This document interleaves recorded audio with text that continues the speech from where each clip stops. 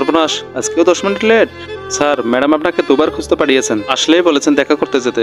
Madam, আজকে মাত্র 10 minute late. কেবিনে ঢুকতে গেলে যে নক করে ঢুকতে হয় সেই বোধটুকু দেখছি আপনার নেই। Sorry madam, extremely sorry. তাহলে আবার প্রথম থেকে শুরু করি।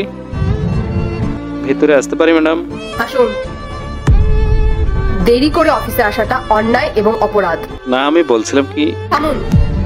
আপনি কি বলতে পারেন সেটা আমার খুব ভালোভাবেই জানা আছে। বলবেন জ্যামে আটকে গেছিলাম, কিংবা শরীরটা ম্যাচ ম্যাচ করছিল যে কারণে ঘুম থেকে উঠতে দেরি হয়ে গেছে। আজ শেষবারের মতো আপনাকে সাবধান করে দিচ্ছি, ভবিষ্যতে যদি আপনার এরকম লেট হয় তাহলে আমি হায়ার অথরিটিসকে জানাতে বাধ্য হব। Okay madam. আসলে মেয়েটা হলো একটা আস্ত ফাজিল।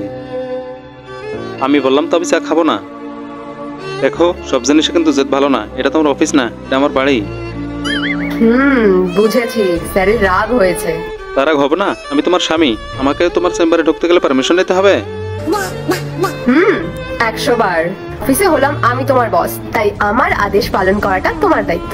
আর বাড়িতে হলে তুমি আমার স্বামী, তাই তোমার আদেশ পালন করাটা আমার কর্তব্য। শুধু আদেশ পালন করাটা না, অন্যায় করলে শাস্তি দেওয়াটা আমার কর্তব্য।